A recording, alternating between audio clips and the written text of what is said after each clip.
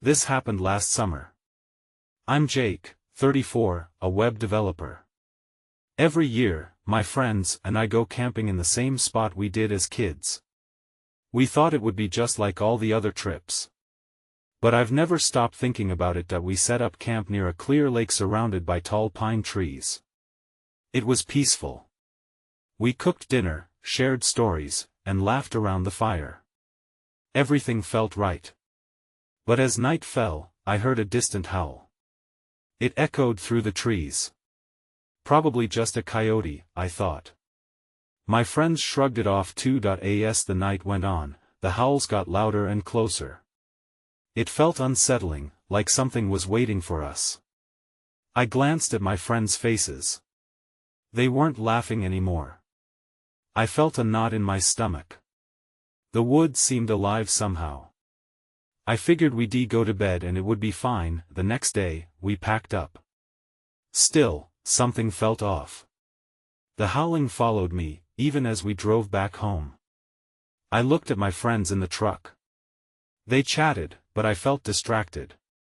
I tried to convince myself it was just stress. But deep down, I sensed we weren't alone during that trip. Back home, I wanted to get back into my routine. The days passed slowly. But the nights? They were quiet, or they should have been. I started hearing strange sounds again. I thought I saw shadowy shapes near my yard at night. I shook it off, thinking it was just the light playing tricks. To be safe, I kept the porch light on. Then I heard it, faint barking coming from the woods.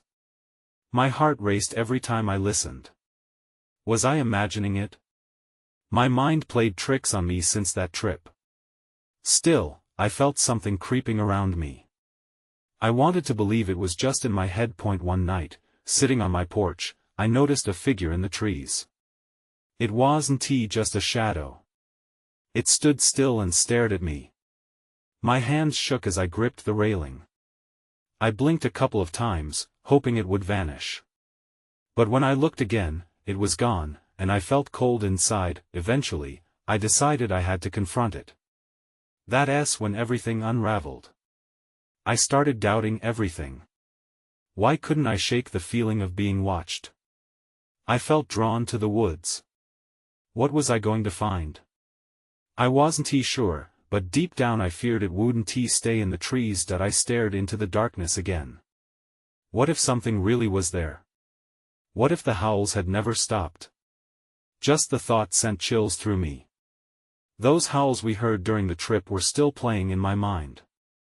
I felt trapped and scared, wondering if whatever it was had indeed followed me home. What happened to me now? I had no idea, but I knew I couldn't ignore it forever. I couldn't shake the anxiety. The nights dragged on, and my paranoia kept climbing. It was as if the darkness itself was alive and breathing, and I was at its mercy. I decided I needed answers. I took a gamble. I called one of my friends from the trip, Mark. I needed to know if he felt the same way. We met at a diner not far from my place. The coffee was strong, but it couldn't mask my nervousness. Mark arrived with a frown. I recounted the howls and my unease, my voice shaky. "Jake, you too?" he said, running a hand through his hair. I thought I was imagining it. I haven't slept well since. My stomach nodded. It wasn't just me. Did you hear anything strange afterward? I pressed. Just some growls. Thought it was a dog at first. A chill coursed through me. Same, I replied. I thought it was in my head until I saw something in the trees. Mark's face paled. I've been feeling watched too. I thought it was just stress from work. But he cut off, his eyes darting. What is it? He leaned closer, whispering, I found a campsite nearby we never explored. It was recently abandoned. My heart sank. I couldn't shake the thought. Had whatever followed us been hiding there? What was left behind? After our conversation, I couldn't just leave it there. I needed to check it out for myself. That night, I packed a flashlight, snacks, and my old camping gear. It felt ridiculous, but I had to face this. As I entered the woods the next day, sunlight streamed through the trees, but the atmosphere felt heavy. Every snap of a twig sent my nerves electrifying. Finally, I arrived at the spot Mark mentioned. There was nothing impressive about it, just a clearing with remnants of an old campfire and some rusted pots scattered about. I stepped closer, scanning the area. Then, I noticed something glinting partially buried in the dirt. My heart began to pound. It was a dog collar, without tags, cracked and weathered. A cold shiver swept through me. Why would someone leave it behind? Then I heard it. A low growl, barely audible. I froze. My breath hitched in my throat as the sound echoed in the stillness. It was closer than I'd ever heard before, a guttural warning that sent ice through my veins. Panic surged, and I turned to run, stumbling back through the thickening trees. Suddenly, everything went dark. I had crossed a threshold. It felt as though I had just left one world and entered another. And I knew it wouldn't end until I uncovered exactly what was lurking just beyond the light. I stumbled forward, heart racing, trying to regain my bearings. My flashlight flickered back to life, casting a shaky beam through the darkened woods. The world felt alien now, the familiar paths transformed into an ominous maze. Panic clawed at my throat as I forced myself to take a deep breath. I had to find my way back, but the woods seemed to close in around me, every rustle, every shadow, amplifying my fear. My mind raced. What had I awakened? Was it just my imagination running wild? Or was there truly something out there? I pressed on, my senses heightened. Just then, I caught sight of movement to my right. My pulse quickened. I aimed the flashlight toward the sound, illuminating a pair of eyes reflecting back at me. They were yellow and predatory. My stomach dropped. "Hello?" I called, though it came out more like a whisper, barely breaking the heavy silence. The creature didn't move, and I felt the weight of its gaze, as if it were assessing me. I took another shaky step backward, but the eyes remained fixed on me, unblinking. I debated running, but instinct told me not to turn my back. Then, another growl, this one low and rumbling, pierced through the night. I felt an icy rush of fear. Whatever it was real, and it was getting closer. I turned, sprinting away from the lurking predator, my heart pounding in my ears. Branches scratched at my skin, but I didn't dare look back. My mind raced to what Mark said about the abandoned campsite. I needed to find him. Maybe together we could make sense of this madness. I had to make it back to the car, and then I saw at the beam of my flashlight caught something ahead. It was a cluster of trees, standing in a tight circle, almost as if guarding a secret. I skidded to a stop, staring at the strange formation. Something tugged at me, urging me to investigate. I took a cautious step forward. As I approached, the rattling in my chest grew louder. The ground was darker here, almost ominously so. I shined my light downwards and gasped. The soil was freshly disturbed, and next to it, I spotted more dog collars just like the one I had found before. The eerie realization washed over me, whatever had hunted us had also taken these creatures. But why? Before I could process any more, I heard the snap of a twig behind me, followed by a deep growl much closer, this time. My breath halted. I needed to decide quickly. Should I confront whatever lurked just beyond my view, or should I flee and risk being caught? In that moment, as dread washed over me, I made my choice. I turned, adrenaline coursing through me, and ran straight into the darkness, desperate to escape whatever haunted that cursed campsite. Then I heard a sudden, sharp scream echoing through the trees, and it didn't belong to me. People were back there. Something was watching us all. It wasn't over yet. The ground trembled beneath my feet as I sprinted through the trees. Each heartbeat echoed in my ears, a relentless reminder of the terror that chased me. I didn't have time to think, I just needed to get away and find Mark. That I stumbled forward, my flashlight beam flickering wildly. Shadows danced around me, teasing me with the shapes of more trees and rocks that seemed to morph in the darkness. Every second felt like an eternity, and that scream still rang in my ears, haunting me. "Mark! Mark!" I shouted, my voice breaking through the oppressive silence. But there was no response. The woods absorbed my cries, amplifying my growing dread. Had he heard the scream too? Was he safe? As I pushed deeper into the woods, the ground became less stable. My foot snagged on a root, and I fell hard onto the forest floor. Pain shot through my palms, but I forced myself to get up. I couldn't stop.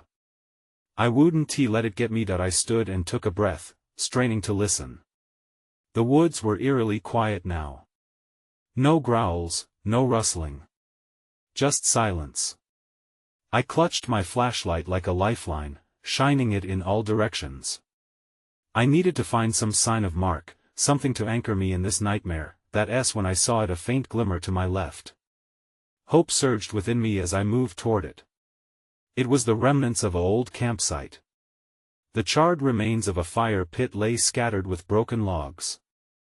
There were tattered remnants of a tent, flapping lightly in the breeze, like a whisper calling out in vain. I approached cautiously, breathless with anxiety. The ground here felt softer, almost welcoming.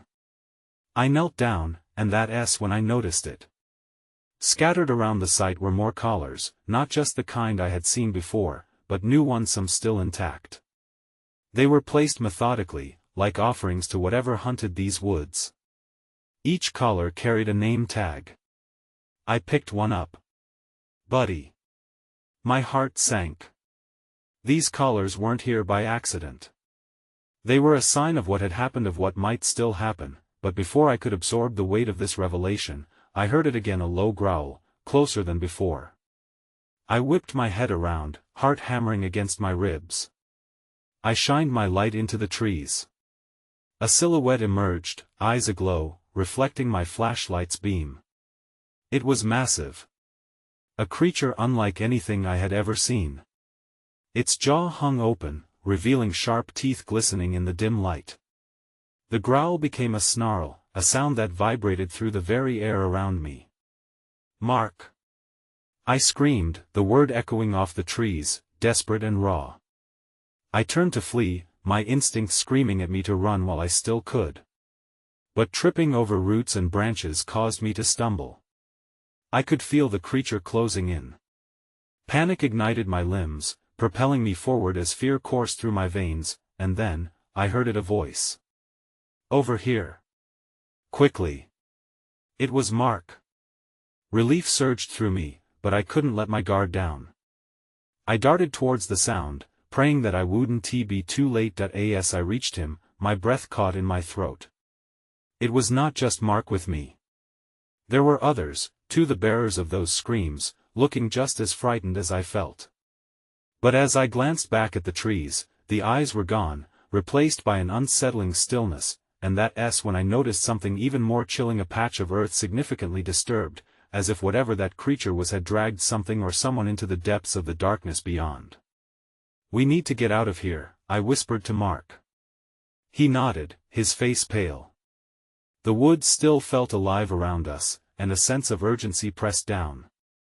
Whatever haunted this campsite was still lurking, waiting for another moment of weakness. As we stepped away from the disturbing sight, the night felt heavier.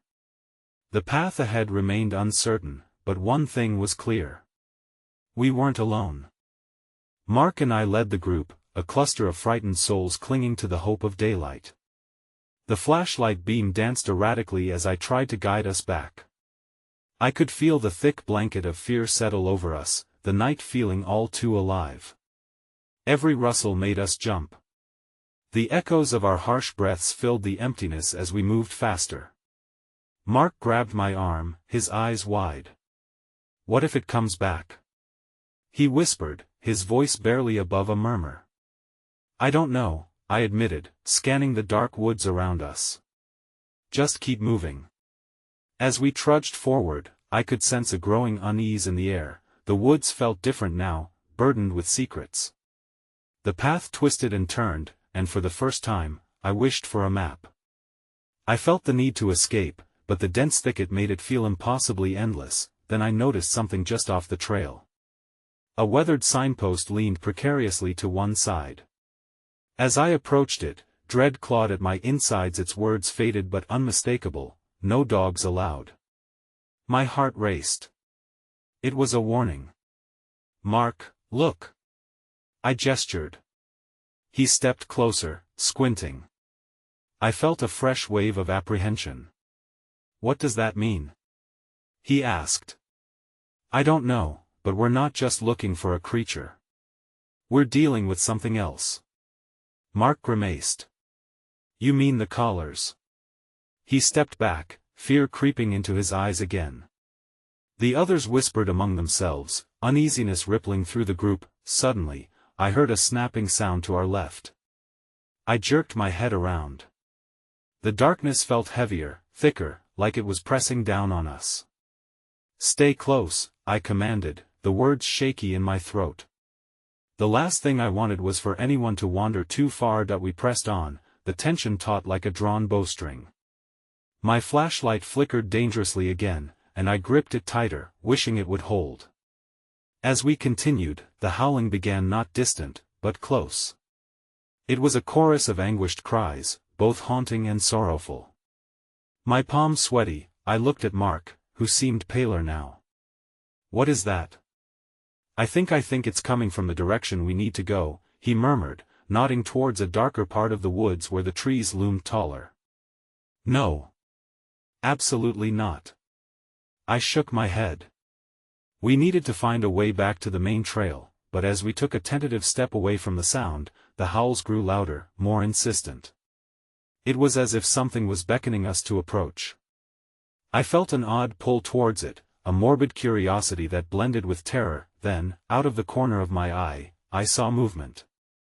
A shadow. Too big to be a deer. My breath caught as I turned. The air chilled, a deep chill that cut to the core. Before I could call out a warning, a creature emerged. It was not the same as before, but a group of them, eyes like coals glimmering in the dark. They surrounded us, circling slowly, their growls harmonizing with the howls of the woods. Panic surged through me. "Run!" I yelled as they moved closer, their intent clear. But as I stumbled backward, I caught Mark's eye. He was staring at something behind me, and suddenly, my heart raced again, not with fear, but with a new, terrifying realization.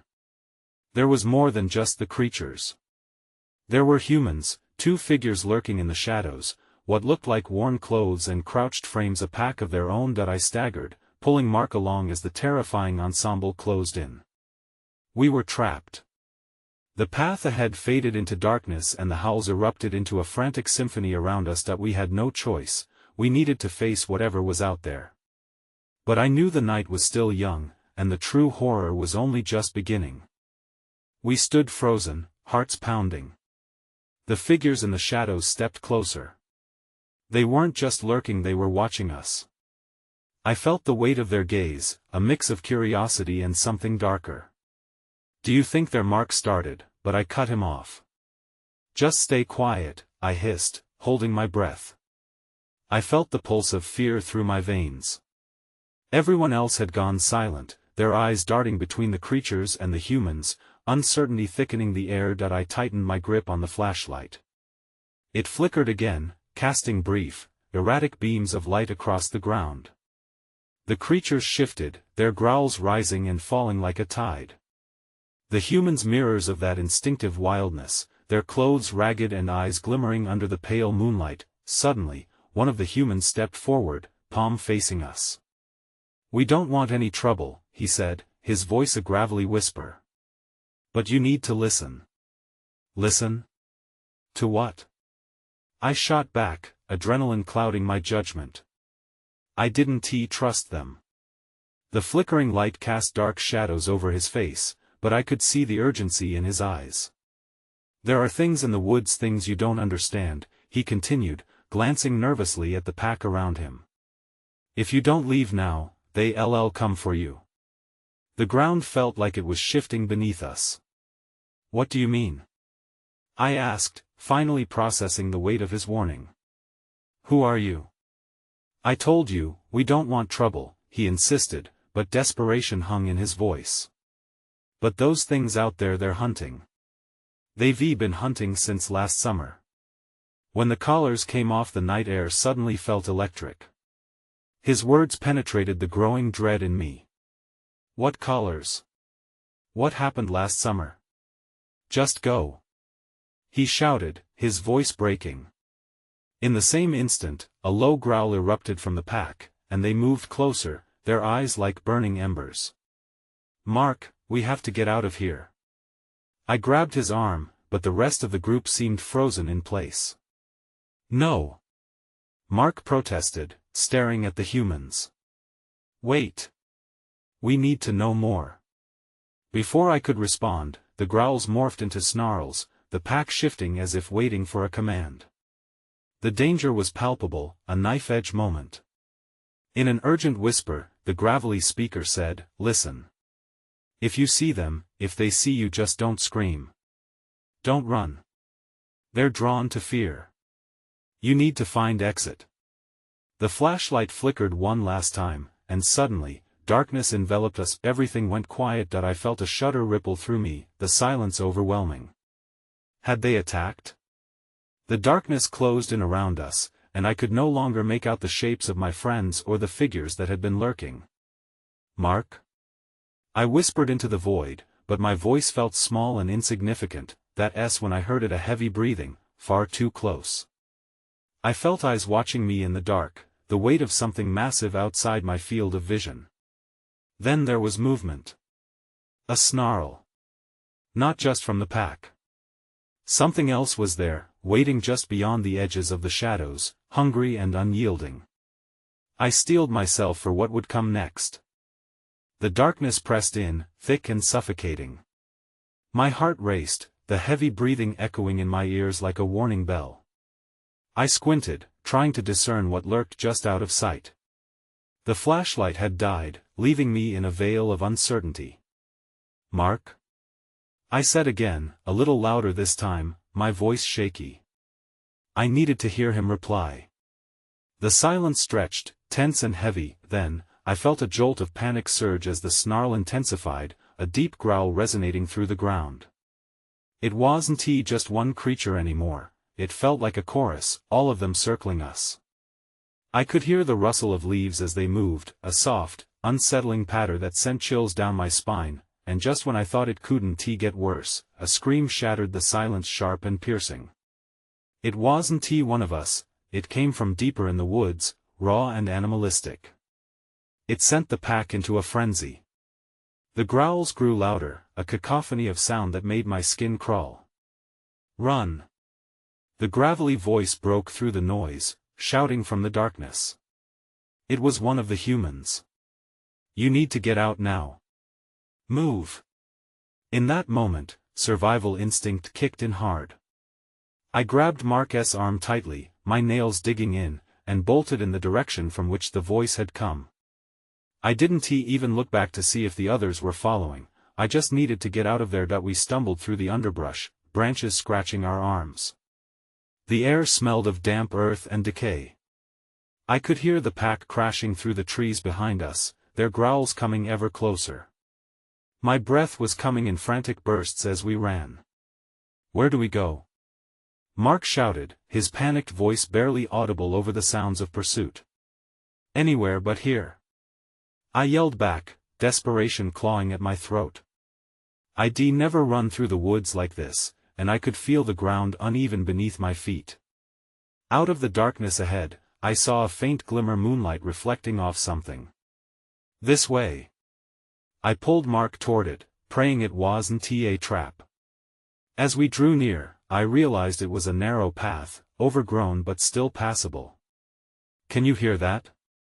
Mark stopped, his expression shifting from fear to confusion. The growls were fading, distant now. I don't know, but we can't wait to find out. I urged him forward, nerves still on high alert. Together, we sprinted down the path, and just as we took a turn, I heard the gravelly voice again, more frantic this time. You have to hide. They're close. We ducked down behind a thicket of bushes, holding our breath. The pack's growls were back, closer than before, but now they were mixed with unpredictable noises, snapping twigs, rustling leaves, and a new sound, a hideous howl that made the hair on my arms stand on end. At that moment, I understood. Whatever those humans had been warning us about wasn't just hunting, it was hunting us. The fear settled in my gut like a stone. And just when I thought we might have a moment to collect ourselves, I saw it, a shape moving through the shadows, larger than the humans, and more menacing than I had imagined. It paused briefly, glancing our way. I hoped against hope that it hadn't seen us, but as it turned its head, the moonlight caught those eyes, filled with predatory hunger. I realized then that our escape was just beginning. The creature lingered, its gaze roving over the thick darkness where we huddled. I could feel the weight of its attention, as though it were probing my very soul. My heart thudded louder, almost drowning out the growls that still echoed in the distance. I clenched my fists, willing myself to stay silent, to remain hidden. Then, without warning, the growls amplified, a chorus rising to a peak. The pack was nearby again, and they weren't just searching, they were hunting. I turned to Mark, his eyes wide with dread, and whispered, "We need a plan." His jaw tightened as he nodded.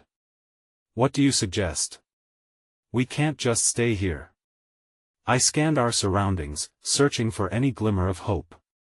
"We can't outrun them. Maybe we have to outsmart them." I hoped the words would offer some comfort. It was a flimsy idea, but it was better than waiting to be found. The growling faded momentarily, only to be replaced by something else, shuffling sounds, like something heavy pushing through the underbrush. I felt my breath hitch in my throat. Whatever it was coming closer. "Get ready to move," I muttered under my breath. I gripped Mark's arm, the thicket of bushes barely shielding us from whatever terror lay beyond. Suddenly, the tension snapped as the creature lunged into view. It was bigger than I expected, muscle rippled beneath a thick coat of matted fur, and its teeth glinted in the moonlight, sharp and menacing. "Go!" I shouted, pushing Mark forward as adrenaline surged. We scrambled sideways, ducking low as I tried to keep my eyes on the beast. It turned its attention back to the sounds of the pack, momentarily distracted. I pulled Mark behind a fallen tree. The ground was damp and uneven, making it hard to find our footing. Just as we paused to catch our breath, I heard another scream, a sound torn from the depths of despair. It vibrated through the air around us, freezing me in place. I recognized it. It was one of the other campers from earlier. The realization hit me hard. They were close, too close. I grabbed Mark again, urgency flooding my voice. "We can't just stand here. We have to keep moving." With no clear path ahead, I decided to follow the scent of the damp earth and crushed leaves. We crawled back into the underbrush, desperate to slip past unseen. The howls had faded slightly, but the weight of the air pressed in, making each breath a challenge. Then, through the trees, I caught sight of a flicker of light, an orange glow, shimmering like hope itself. "Over there." I pointed, my voice hoarse with excitement. "Maybe it's a campsite." As we drew closer, though, I noticed something wasn't right. The warm light flickered uncertainly, almost as if it were alive. I could see shadows dancing against the trees, shapes that seemed to move with unnatural fluidity. I felt a sinking sensation in my stomach. Is that? Then everything went dark. When the darkness wrapped around me, I felt a heaviness descend, suffocating and absolute. I gasped, trying to suck in air, but it felt like the world was holding its breath. The silence was deafening, and for a moment, I forgot where I was. Panic surged through me, and I reached out, hoping to find Mark. "Mark?" My voice trembled. "Are you hurt?" A rustle came from beside me, sharp and sudden. "I'm here," he whispered, anxiety lacing his tone. Just as relief washed over me, a low growl cut through the stillness. My heart dropped. The creature hadn't left. It was close, far too close. The darkness seemed to pulse, stretching in every direction as I strained to hear anything above my own racing thoughts. "Can you see anything?" I asked, my voice barely above a whisper. The glow of the flickering light felt like a distant dream. "No. It's too dark." "We need to move," Mark said, the urgency growing with every passing second. Using my hands, I fumbled to find the ground beneath me, the damp earth, the sharp twigs. "Where do we go?" I stammered. Light flickered again in my mind, a frail thread of hope drawing me forward. "Back the way we came?" Mark suggested, though the uncertainty laced his words. "But the howls I know." I interrupted, frustration and fear spilling over. "But we have to try." With a shared look of resolve, we crawled through the underbrush, moving as quietly as possible. Each rustle of leaves sent shivers through me, and my imagination filled in the gaps, glowing eyes, sharp teeth, and ghostly silhouettes lurking just out of sight. We crept backward, trying to retrace our steps without a clear path. Suddenly, I stepped on something warm, a smoldering log. My heart raced. "We're close," I said, but I could feel the shadows watching us, waiting. As we neared the flicker of light again, I felt a rush of adrenaline. "If there are others, we can't give up." I pushed myself forward, hoping against hope it would guide us back toward safety. Emerging into a small clearing, I finally caught a glimpse of what the light was. It wasn't a campfire. It was a haphazard pile of burnt branches and rubble, glowing eerily under the moon and surrounded by strange footprints, long and narrow, leading into the woods like a predator had passed through. "Mark, look!"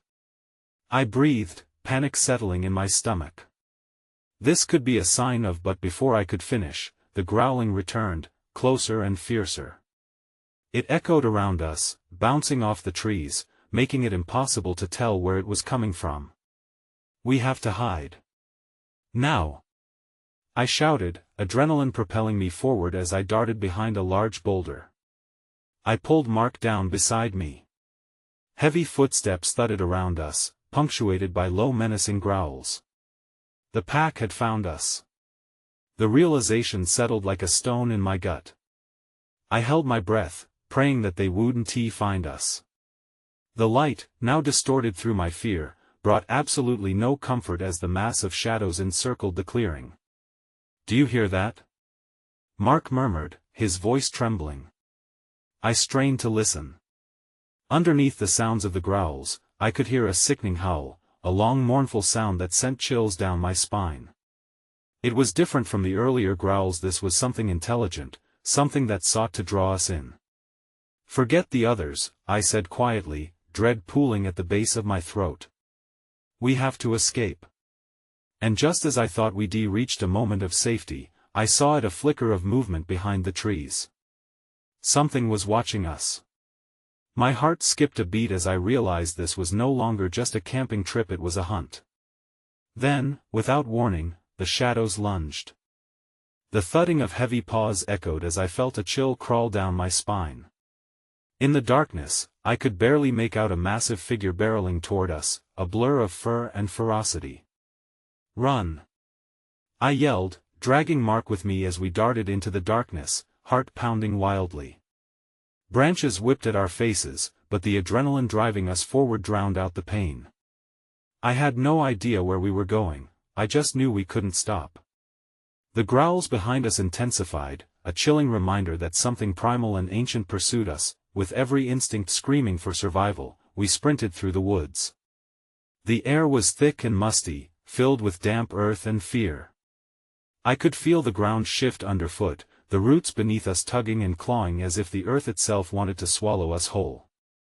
And that howl, the powerful sound, haunted me, echoing off the trees, an omen of what might be chasing us. That I stumbled into an open space, a small clearing that felt unwelcoming amidst the chaos. The moonlight revealed the remnants of another campfire, its ashes cooling under the night sky. Mark was close behind, and I turned to grab him, my breath coming in harsh gasps. "What do we do?" he hissed, panic flaring in his eyes. I glanced around as the growls came again, closer. "There." I pointed toward some boulders on the far side of the clearing. "We'll hide behind them." We took off toward the boulders, desperate for cover.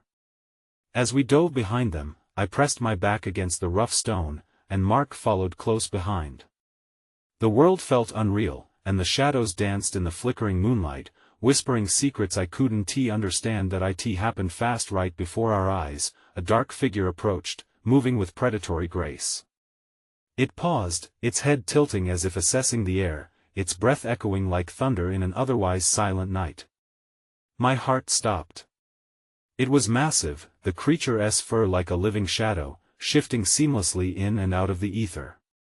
Its glowing eyes pierced the veil of darkness, locking onto us. I stifled a gasp, wishing for silence as the growls morphed into something else, something worse, a low, drawn-out sound that spoke of hunger and threat. But then I remembered the gravelly voice's warning, "Don't show fear. Don't scream."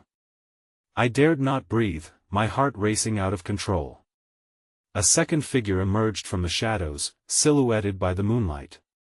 Not just the creatures, there were more of them, and they were closing in, moving silently through the trees as if orchestrating a dark symphony. Suddenly, a flash of movement tore through the clearing, and the shadows shifted. I caught a glimpse of the cluster of figures, humans emerging from the very darkness we attempted to escape. It was the ragged group from earlier. They clasped weapons made of branches, faces twisted in a strange mix of fear and fury. One raised a hand, signaling silence, and then it was chaos. The creatures lunged at the humans, snarling and snapping. Mark and I watched, paralyzed with horror. The night erupted in growls, screams, and crashing sounds that reverberated in my bones. "We have to move," Mark urged, his eyes wide, pulling at my arm, but as the shadows converged, I found myself mesmerized by the horror playing out before me. The humans and the beasts tangled in a frantic ballet of survival. Would they fight? Would we fight? I didn't know our fate, but I do know I wanted to escape. I turned to Mark, determination flooding in. "Now. We take the chance." He nodded, his fear matching my own. We slipped quietly away from the boulders, avoiding the chaos that enveloped the clearing. The confusion provided us our slim window, and with urgency, we crept deeper into the woods while the battle raged behind us. The distant screams and growls became a nightmarish symphony fading behind the trees. We broke from the thick underbrush into another path, a beam of moonlight illuminating our way. My heart sank and soared in equal measure. We ran as fast as our legs could carry us, hoping to outpace the horror we had unleashed, and then we saw it, the road. My breath caught as the pavement glimmered in the night, the promise of safety just ahead. We crossed the threshold, finally out of the woods, feeling the weight lift for a brief moment, but as I turned back, the trees loomed large behind us. A haunting cry rang out in the distance, echoing through the night. It was mixed with that of despair and something more, something ancient. I couldn't shake the awful feeling settling in my gut. This wasn't just about us, it was about something bigger. Mark and I stood there, panting and shaken. I had survived, but what about the others? I'll never know if they made it back. The darkness had closed in on them, wrapping its tendrils around that cursed clearing. I moved back home, searching for signs of normalcy. I learned to keep my porch light on every night. But sometimes, as I lay in bed, I still hear distant howls floating through the night, a chilling reminder that the hunt never truly ends, and that the darkness we thought we had escaped might still be out there, watching closely from the shadows. I often wonder about that ragged group, those voices warning us in the woods. Did they find the exit? Or were they claimed by the night as many before them? Some questions remain unanswered, and perhaps that's the most terrifying thing of all.